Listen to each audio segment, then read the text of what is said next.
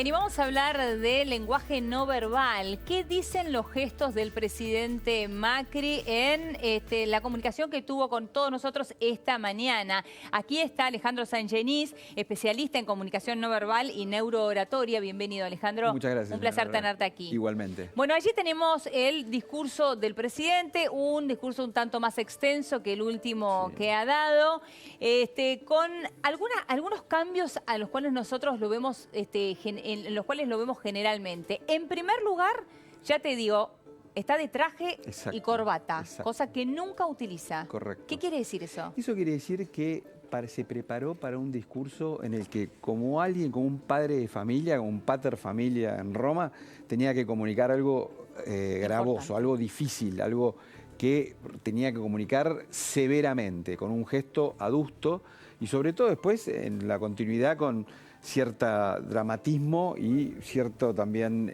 emoción genuina. Como muy bien decís, el cambio de look y el cambio también de escenario, porque el último había sido en Olivos, acá en el salón, ahí en el Salón Blanco, la verdad que es totalmente distinto. Él usa corbata solamente cuando está a veces con otros presidentes, ¿no? O sea que la corbata tiene un significado también, que cuando es azul es el que está en gobierno o el que reina, y roja, como usa Trump generalmente, es más de actividad o de candidato a.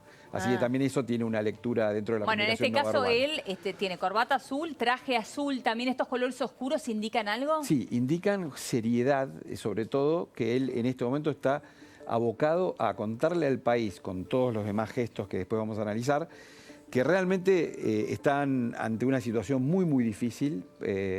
Uno tiene que ir a los grandes líderes de la historia, como Churchill cuando tuvo que anunciar solo les prometo sangre, sudor y lágrimas, o Temístocles ante la invasión de los persas. Él en este caso hizo sobre todo como una actitud que está compungido, y utilizó mucho este gesto, que es un gesto de ruego. Las manos juntas. Las manos juntas, que claramente es también desde la neurolingüística, integración de partes. Esto piensa uno, esto piensa otro, yo lo junto. Por algo, la religión, justamente, para todas orar, las religiones. junta las manos. Exactamente. Mientras este gesto, cuando lo usó así, como gesto ojiva, quiere decir, le doy autoridad a lo que estoy diciendo. El gesto de ojiva es darle autoridad a lo que uno dice. Exactamente. Este es mi plan de seguridad, este es mi nuevo plan económico. A partir de ahora vamos a hacer esto, hacia allá vamos.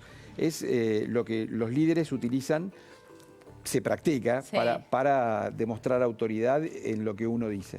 ¿Qué dirías de su postura? Mira, él está erguido, muy erguido. Muy erguido, sí. Y hizo gestos ampulosos muchas veces, sobre todo cuando dijo que el dólar estaba alto con su mano derecha. Después tuvo gestos de pérdida cuando habló de la pérdida de dólares, cuando contó que realmente está viviendo sus peores momentos, que es un gesto que es el brazo saliendo fuera de la dirección de sus ojos. O sea, eso cuando dijo los últimos 5 meses fueron los peores de mi vida. En realidad lo dijo cuando fue que se perdió en divisas o que fueron momentos malos. No cuando hizo referencia a su secuestro. En referencia a su secuestro, eso se notó en sus cejas, donde lo que no se puede evitar es el verdadero dolor o tristeza, que son las cejas oblicuas. Eso demuestran, y es bueno que todos lo sepan para verlo en sus propios hijos o familiares, o para ver cuando alguien realmente está triste o deprimido. En ese momento él demostró y trajo a la memoria un momento muy, muy triste.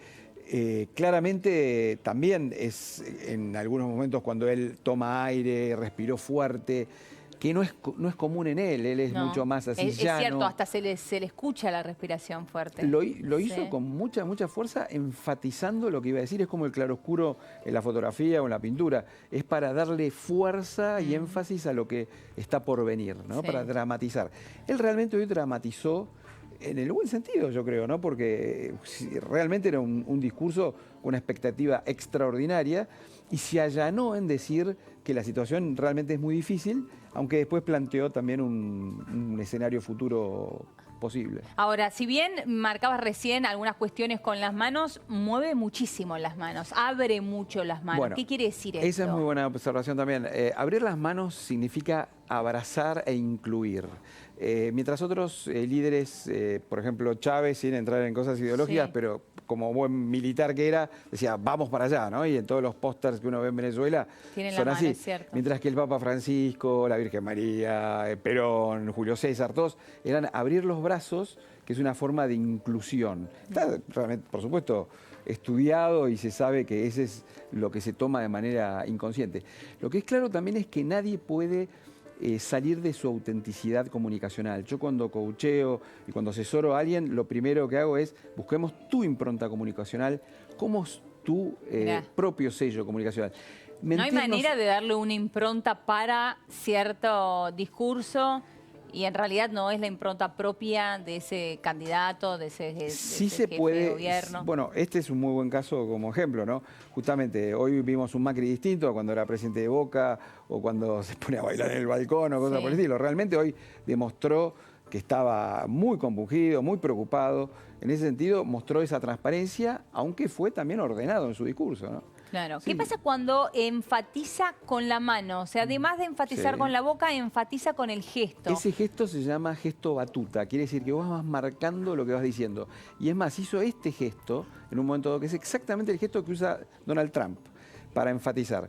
Así como hoy las estrellas mediáticas internacionales de la política son, por ejemplo, Justin Trudeau de Canadá o Emmanuel Macron de Francia, Trump a su vez tiene un gran poder de comunicación. Mientras en el extremo opuesto está Putin, que bueno, es muy parco en su comunicación. Ahora, el marcar así, acompasar, también la expresidenta lo hacía muchísimo, ¿no? Sí. Lo que estás diciendo es ir acompañando tus palabras con tus gestos. En la comunicación no verbal lo fundamental es la congruencia comunicacional.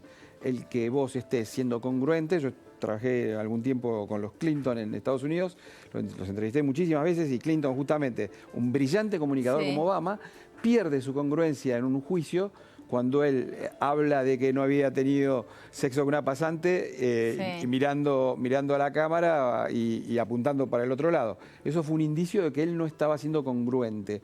Y a partir de ahí, bueno, empezaron a Porque salir no otros acompañó temas. su mirada con su gesto, con el gesto de la mano. Exactamente. Vos cuando usás, primero es un muy mal gesto cruzar la frontalidad, ¿no? de tu es cuerpo. Decir, cruzar la mano. Cruzar la mano, o como hacía Capitanich, que hacía este gesto cuando hablaba a la mañana, cuando daba sus... Porque es una especie de parapeto. Todo lo que sea cruzar cerrar, exactamente. Claro. Y como protegerte de supuestas hostilidades que no existen. ¿Qué significan los silencios? Cuando se utilizan silencios antes de alguna frase o después de alguna frase. Sí, ahí yo creo que realmente él tiene que haber practicado ese silencio, pues fue sinceramente muy bueno, muy bien enfatizado. Fue de decir y mucho menos convivir con la corrupción. Tal cual. Ahí fue donde quiso marcar, fue como si uno quiere dar un título, para los periodistas saben que hay políticos que saben titular las notas con sus palabras y esa fue una, ¿no? Claramente hablar de la corrupción para él era un poco su Aquiles, o lo que podía hacer la diferencia en un momento tan difícil como este, que la economía está tan complicada. Ahora, él en un momento dice, un impuesto malísimo a la exportación que va en contra de lo que creemos, cuando habla de reponer las retenciones. ¿Se acompaña con su gesto realmente lo que dice? Lo acompaña de distintas maneras, porque en algunos momentos lo afirma lo que tiene que afirmar y a veces niega lo que tiene que afirmar. Entonces, ahí es cuando se produce la falta de congruencia. La incongruencia, cuando vos decís, a partir de ahora sí vamos a hacer todo bien o no. Y negás con la cabeza mientras decís que exactamente, sí, ¿no? o no vamos a sacar las retenciones. Claro. Entonces, vos claramente tenés que atender a su lenguaje corporal. Claro. El cuerpo habla. ¿Y qué pasa con esta inclusión de metáforas que ha tenido en este último tiempo? También la tuvo en el día de hoy, pero en el último tiempo cuando hablan de tormentas, cuando hablan de un barco... ¿Qué quiere decir esto? Son formas de resignificar y de darle otra llegada a algo que realmente le cuesta reconocerlo o darlo como una noticia mala. Es como el médico cuando busca algún subterfugio para no dar una noticia muy mala a los familiares, ¿no? Él, a través de la metáfora, da exactamente la información, pero sin tener que decir las palabras por ahí, inflación o tarifas Claro. o ser repetitivo en O ese sea, tipo de cosas. trata de evitar esas palabras. Y sí, porque... ¿Ahí ustedes los coachean para eso? ¿Les dicen, bueno, evitemos estas palabras que sabemos que generan cierto temor, rispidez en la sociedad, por ejemplo? Hay una frase que es, si la palabra o el término Sí. te cambia el objetivo, cambia la palabra, ¿no? O sea, pero nunca saliendo de la verdad. O sea, para cualquier líder, si dice la verdad puede tener un problema, pero si miente, seguro va a tener un problema o va a disparar una crisis que es mucho más fuerte que lo que pueda enfrentar diciendo la verdad. Claro. Les cuesta realmente entenderlo muchas veces, porque si llegan es porque tienen un gran ego. y por ahí les es difícil escuchar a lo que se llama la columna izquierda, el que te dice la verdad, el que te dice, Claro. ojo que está el iceberg. Claro, tal cual. Alejandro, un placer tenerte acá. Muchísimas gracias. Igualmente. Gracias por tu tiempo. Muchas gracias. Bien, y hasta aquí hemos llegado con el café de la tarde del día de hoy. Nos volvemos a encontrar mañana a las 6 en punto. Sigan con